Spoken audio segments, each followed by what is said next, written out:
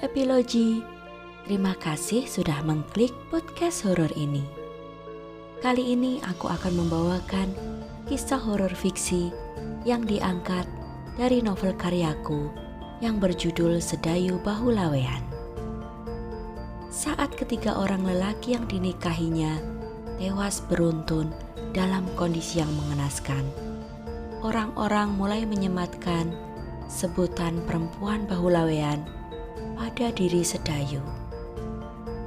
Mampukah Sedayu melawan kekuatan jahat yang menguasai raganya?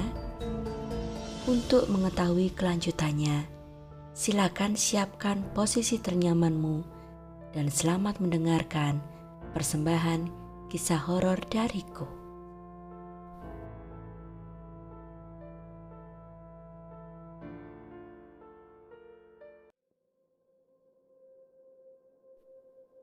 Sudah beberapa hari, Farida tinggal di rumah gedong itu tanpa kedua orang tuanya. Meski Ki Sutopo tak menunjukkan sikap kasar, namun tetap saja Farida menaruh rasa takut kepadanya. Farida tahu rentenir itu bisa saja menganiaya atau bahkan membunuh kedua orang tuanya apabila ia tidak bersedia menuruti perintah untuk menikahi lelaki tua itu. Seperti malam-malam sebelumnya, mereka hanya duduk berdua di ruang makan yang luas dalam posisi saling berhadapan, hanya dipisahkan oleh sebuah meja makan panjang. Tak ada obrolan di antara mereka. Hanya sesekali terdengar perintah Ki Sutopo kepada seorang pembantu bernama Mbok Yah untuk mengambilkan sesuatu. Selebihnya hanya terdengar suara rintikan air hujan yang menimpa atap rumah dan mengalir ke talang air yang tertempel pada tiang luar rumah.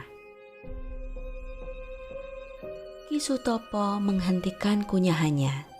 Sendok garpunya mengambang di atas piring kaca.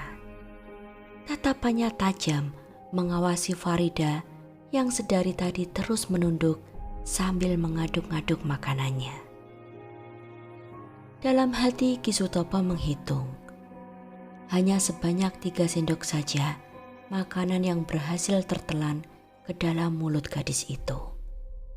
Selebihnya, ia hanya duduk di hadapan Ki Sutopo dengan pandangan kosong. "Kamu kenapa?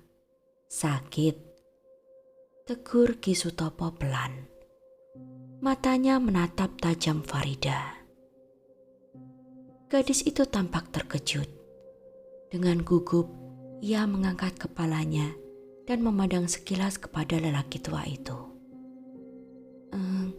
Enggak Ki, enggak apa-apa," jawabnya cepat. Meski sekilas, namun Ki Sutopo sempat melihat tatapan Farida yang berkaca-kaca. Kantung mata tampak terlihat jelas menggantung di bawah kedua mata gadis itu. Entah sejak kapan ia benar-benar tidur. "Kamu harus makan yang banyak supaya tubuhmu tetap sehat dan bugar. Kamu perlu mempersiapkan tenaga untuk menghadapi hari pernikahan kita yang tinggal beberapa hari lagi," ujar Ki Sutopo. Farida mengeluarkan suara seperti tersedak.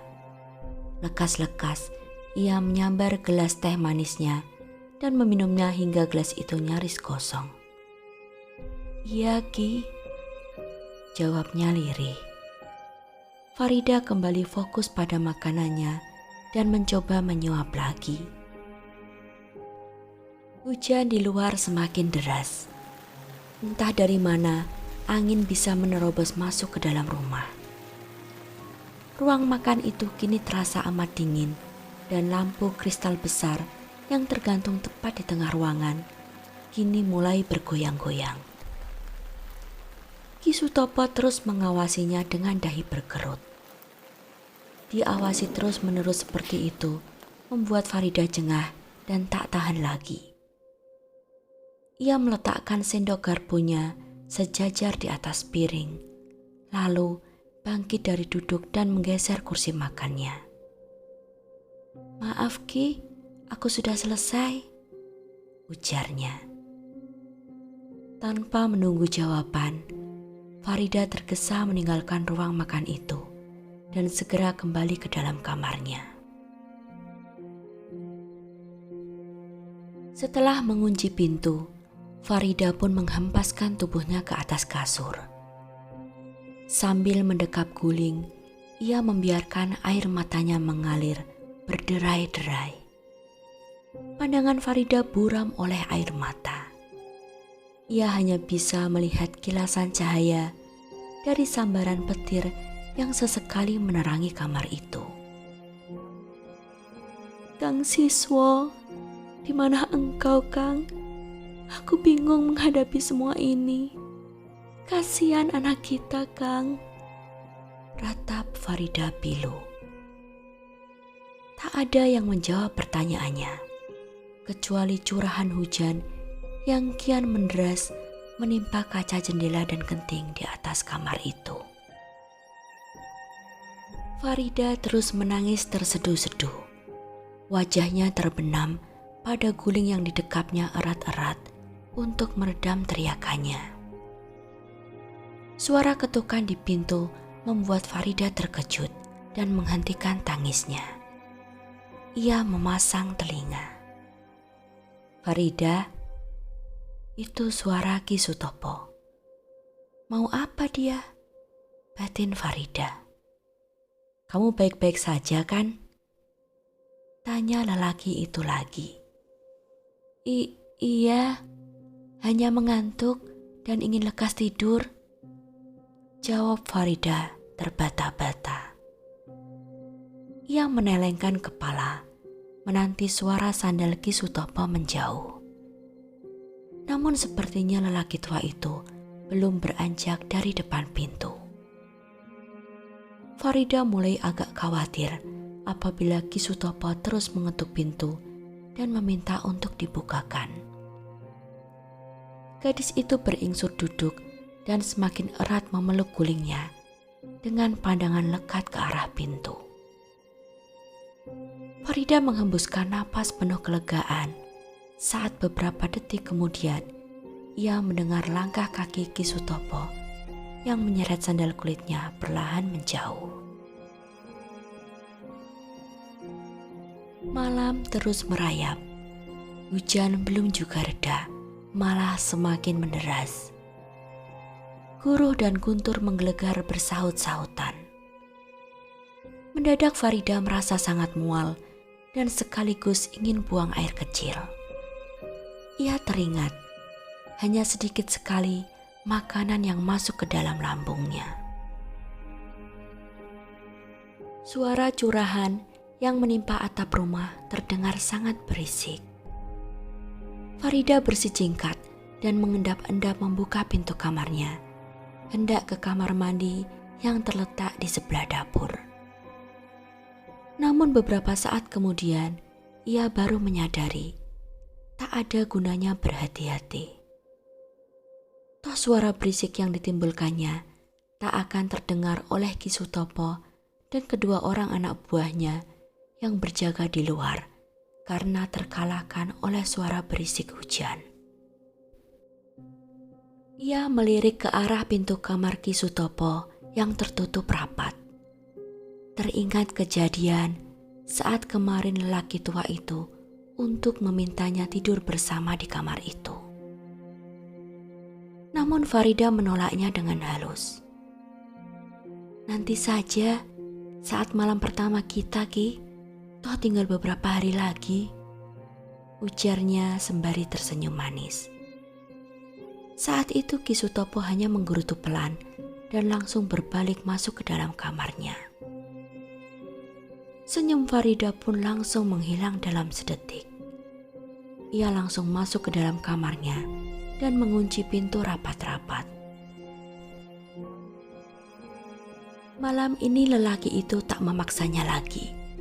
Atau mungkin karena Farida telah terlebih dahulu melarikan diri saat makan malam mereka belum usai. Farida melangkah perlahan menuju ke kamar mandi. Ia bersyukur karena Mbok Yah tinggal di sebuah pondok kecil di belakang rumah utama itu. Perasaan Farida sedikit membaik setelah berhasil muntah meski tak seberapa. Ia tak terburu-buru kembali ke kamar. Ia memutuskan untuk menuju ke dapur. Diseduhnya secangkir teh panas dan membawanya kembali ke kamar. Saat hendak membuka pegangan pintu kamarnya, Farida mendengar dengkuran keras dari kedua orang anak buah Ki Sutopo yang tengah tertidur di kursi panjang di ruang tamu. Hawa dingin dan hujan deras di luar membuat kedua lelaki itu yang biasanya berjaga sambil merokok di teras, kini memilih duduk di dalam rumah hingga jatuh tertidur. Mendadak muncul ide di dalam benak Farida. Ia bergegas membuka dan mengunci kembali pintu kamarnya, lalu mengemasi barang-barangnya yang tak seberapa. Tak membutuhkan waktu lama, semua barangnya sudah berhasil masuk ke dalam sebuah tas kain yang dibawanya dari rumah kedua orang tuanya. Sebelum keluar kamar, Farida meneguk tehnya hingga tandas. Dengan mengendap-endap, ia kembali ke arah dapur.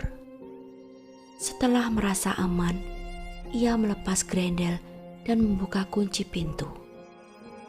Seketika hawa dingin dan percikan air hujan menerpa tubuh Farida. Meski menggigil hebat, ia tak menghiraukan rasa dingin itu.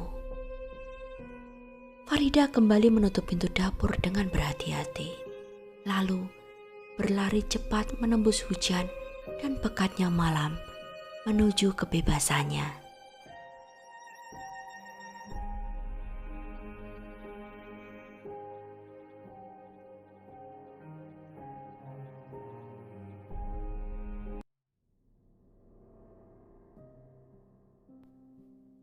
Para kerabat sudah pulang ke rumah masing-masing. Kini hanya ada Galuh di rumah itu yang ditemani oleh paman dan bibinya. Mereka tidur di kamar tamu, kamar yang sama yang dulunya pernah ditempati oleh Sedayu. Sudah lewat tengah malam, Galuh tetap saja masih terjaga. Pikirannya terus teringat akan kejadian siang tadi, pertengkarannya dengan Sedayu. Galuh tak habis pikir mengapa perempuan itu masih bernyali untuk menemuinya. Namun ada hal lain yang lebih mengherankannya. Sikap Sedayu yang sama sekali tak peduli pada harta yang ditinggalkan oleh mendiang ayah Galuh, yang sekaligus suami Sedayu. Mendung kelabu menggantung di langit malam. Udara terasa panas dan pengap. Rasa haus menyiksa tenggorokan Galuh. Setengah mengantuk, gadis itu menjejalkan telapak kakinya ke dalam sandal jepit, lalu menyeret langkahnya menuju ke dapur. Ia menuang air putih ke dalam sebuah gelas besar hingga penuh. Diminumnya air itu separuh, lalu diletakkannya gelas itu di atas meja makan. Galuh mengangkat kedua kakinya dan membenamkan wajah ke atas lipatan lututnya. Ia memejamkan mata. Perasaan sedih, kehilangan, dan kesepian kembali menyergapnya. Meski masih mempunyai dua orang adik yang tinggal bersama kerabat mereka, namun tetap saja ia merasa sebatang kara. Entah berapa lama Galuh terpekur dalam posisi seperti itu. Udara di dapur mulai dingin, kantuk pun telah menderanya. Galuh memutuskan untuk kembali ke kamarnya. Namun saat melewati kamar Warto, tiba-tiba saja ia merasakan dorongan keinginan untuk memasuki kamar yang tertutup itu. Tanpa berpikir dua kali, Galuh memutar gagang pintu kamar Warto dan masuk ke dalamnya. Tepat saat Galuh mulai menyalakan lampu minyak, ia tersentak kaget saat merasakan bulu di tengkuk dan lengannya yang tiba-tiba meremang. Samar namun jelas, ia mendengar suara berbisik di telinganya. "Buka lemariku." Galuh tersentak. Suara itu terlalu jelas bila hanya dianggap sebagai sebuah halusinasi. Setengah ragu, Galuh membuka lemari pakaian sang ayah dan mulai mencari-cari sesuatu hal yang ganjil. Tak ada apa-apa di sana. Galuh meraih kedua daun pintu lemari itu, hendak menutupnya. Namun, sesuatu menyita perhatiannya. Sehelai kertas putih menyembul dari bawah tumpukan kemeja di rak lemari yang paling atas. Posisi kertas itu sejajar dengan wajah Galuh. Dengan tangan kiri, ia mengangkat tumpukan kemeja mendiang ayahnya.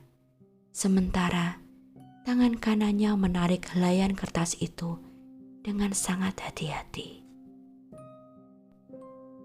Galuh duduk di tepi tempat tidur dan memegangi kertas itu dengan jemari gemetar. Satu persatu diejanya kalimat dalam surat itu dengan bibir menggumam dan pandangan mata yang buram karena air mata. "Galuh, bila suatu hal buruk terjadi kepadaku, kumohon jangan pernah menyalahkan Sedayu, nak. Semua adalah takdir. Ia tak pernah melakukan kesalahan apapun. Sedayu adalah perempuan yang baik dan berhati tulus. Bila suatu saat kita tak bisa berjumpa lagi, aku sudah membagi apa yang menjadi hakmu dan adik-adikmu. Semuanya sudah tertera dalam surat wasiat yang bisa kau temukan di laci paling bawah lemari pakaian di kamarku. Pun semua yang telah menjadi hak Sedayu. Jangan saling bersengketa. Bapak ingin melihat kalian semua tenang dan bahagia. Bapak mencintai kalian semua." Pada bagian bawah surat itu tertulis pada tanggal berapa surat itu terbuat. Tanggal hari pernikahan sang ayah dengan Sedayu. Galuh teringat kembali buntalan kain yang Sedayu serahkan tadi siang, serta janji perempuan itu untuk menyerahkan semua uang hasil penjualan rumahnya kelak. Tiba-tiba Galuh merasa tidak sendiri di dalam kamar itu. Ia mendongak dan mendapati sosok sang ayah sedang berdiri di sudut kamar. Lelaki itu memandangnya dengan seulas senyum tipis yang sendu. Matanya tampak berduka. Tubuh Galuh terguncang hebat. Ia menangis histeris hingga membangunkan paman dan bibinya. Kamar seluas 3x2,5 meter itu hanya berisi perabotan berupa sebuah dipan kayu berukuran satu orang dewasa dan sepasang meja kursi. Di bawah meja sekaligus digunakan sebagai lemari kecil tempat menyimpan pakaian. Kamar mandi terletak di luar kamar, berbagi dengan para tamu lainnya. Di atas dipan kayu itu digelar sehelai kasur tipis dengan sebuah bantal yang juga sama tipisnya. Meski keadaannya begitu sederhana, namun Sedayu merasa cukup puas saat menyentuh spray dan sarung bantalnya yang bersih. Tak banyak tamu di penginapan itu, sehingga Sedayu bisa menggunakan kamar mandi tanpa mengantre. Di luar terdengar hujan mulai turun. Sedayu menggigil kedinginan saat keluar dari kamar mandi. Angin dingin berhembus dari luar, menembus ventilasi yang terpasang di dinding-dinding penginapan itu. Sambil bergelung di bawah selimut tipis beraroma sabun cuci murahan, Sedayu berusaha untuk memejamkan matanya. Ia harus tidur secepatnya, karena sebelum subuh ia harus sudah berangkat ke stasiun kereta. Jam dinding berwarna putih polos dengan jarum penunjuk berwarna hitam bertengger tepat di atas pintu kamar. Jarumnya menunjukkan pukul 11 malam. Namun, Sedayu belum juga sedikit pun memejamkan mata. Pikirannya masih terus sibuk mengulang semua peristiwa yang pernah terjadi di dalam hidupnya. Peristiwa-peristiwa yang menyedihkan dan mengerikan. Bahkan sampai membuat Sedayu lupa bagaimana dulu keadaan hidupnya sebelum raja berwujud ular itu teraja di punggung di atas tulang ekornya. Sedayu tak tahu berapa lama ia jatuh tertidur.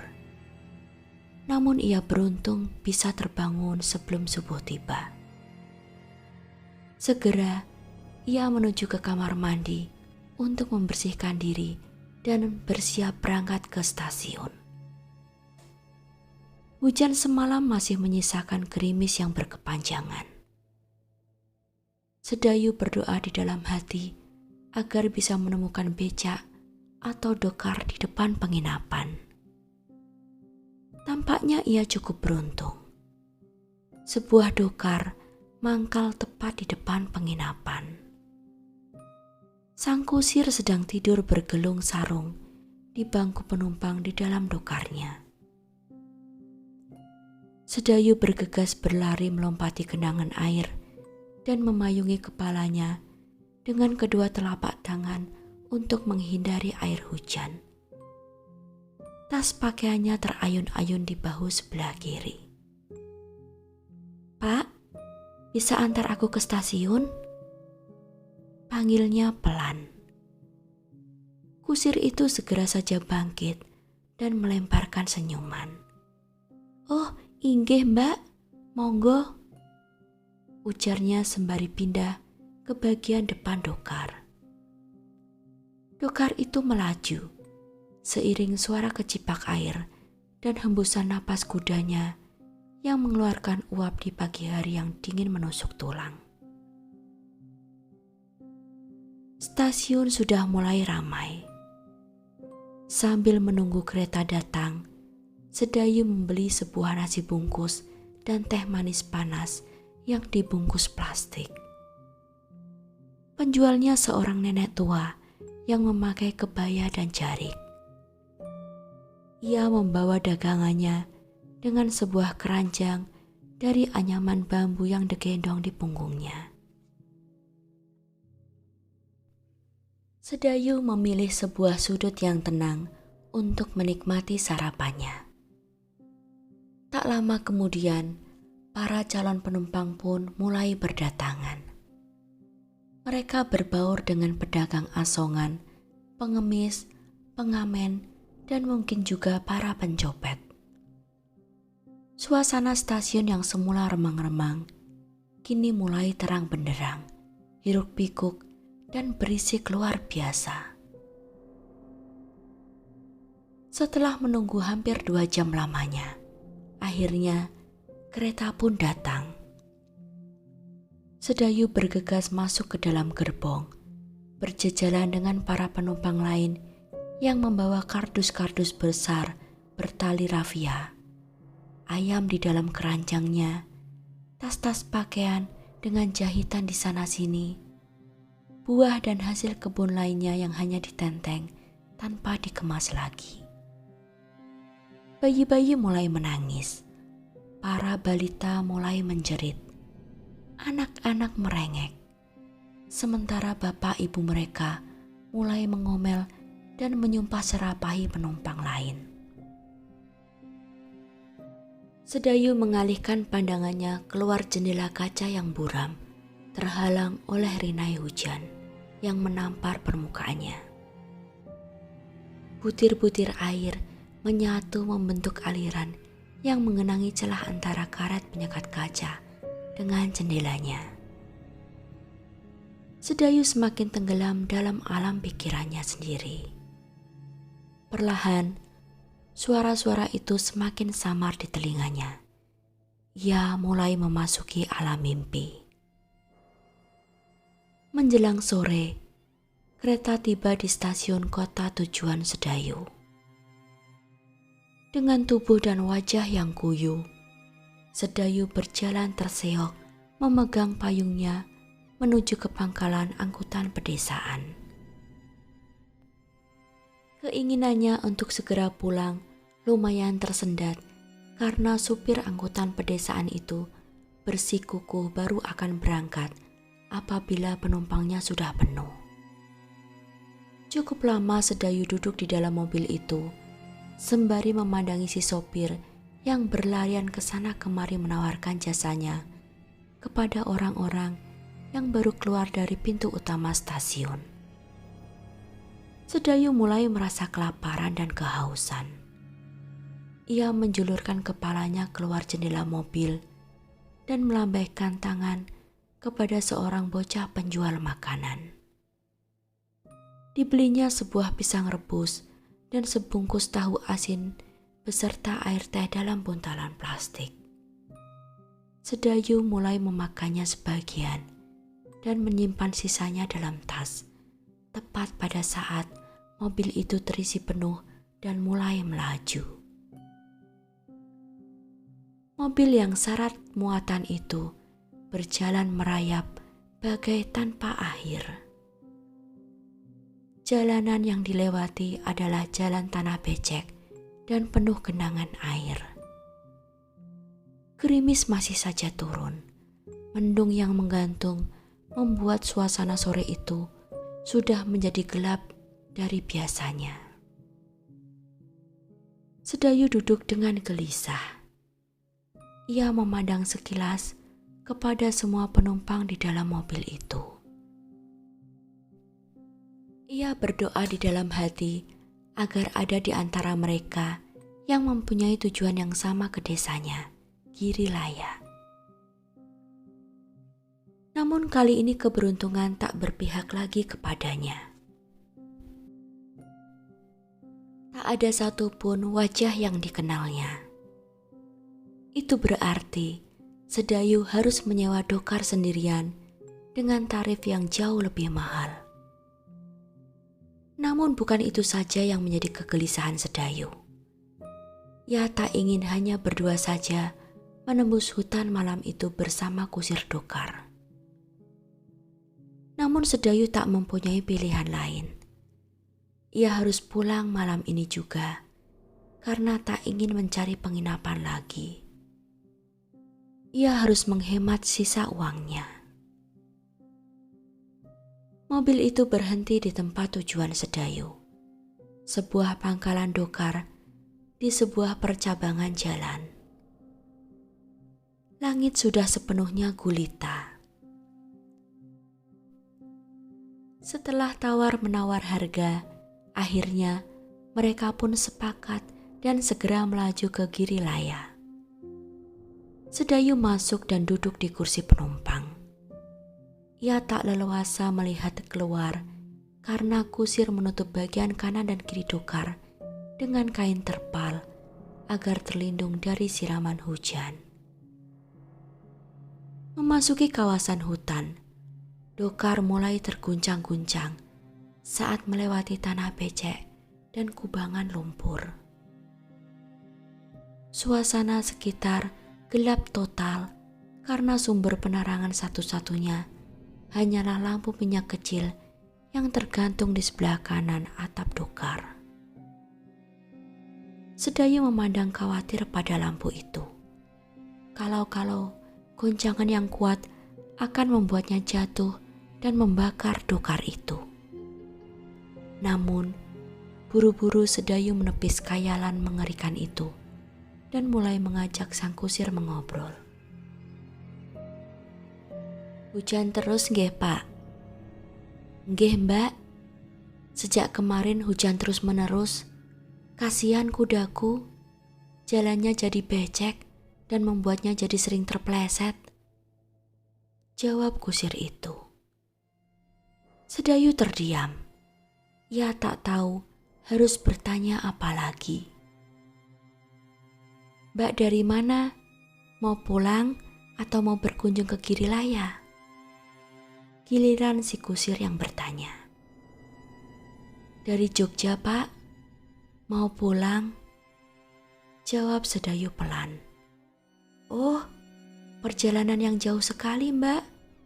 Kok tidak ada yang mengantar?" Sedayu terdiam mendengar pertanyaan itu. Cukup lama ia mempertimbangkan untuk menjawabnya atau tidak. Akhirnya ia pun memutuskan untuk tak menjawabnya. Sang kusir pun tampaknya mengerti. Ia tak mengusik Sedayu lagi. Tak ada lagi obrolan di antara mereka.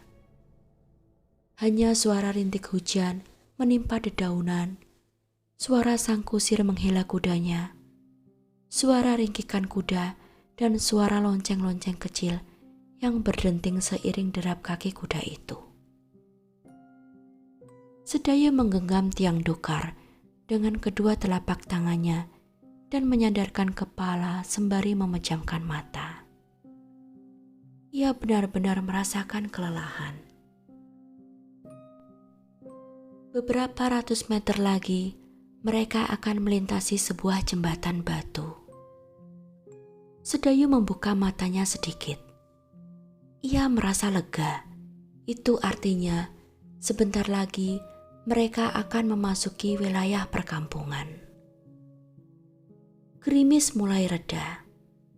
Namun angin masih berhembus cukup kencang, dingin, dan menegakkan bulu roma. Sedayu membungkuk, merapatkan baju hangatnya.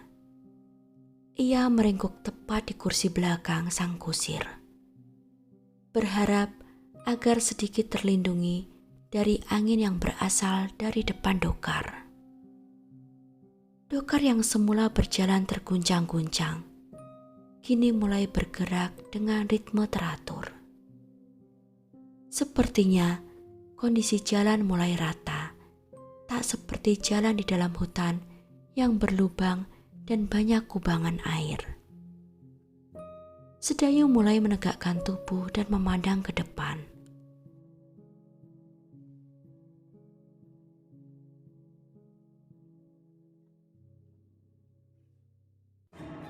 Tiba-tiba saja, sesosok bayangan berlari cepat dari kegelapan hutan dan berdiri di tengah jalan, menyongsong kedatangan dokar itu.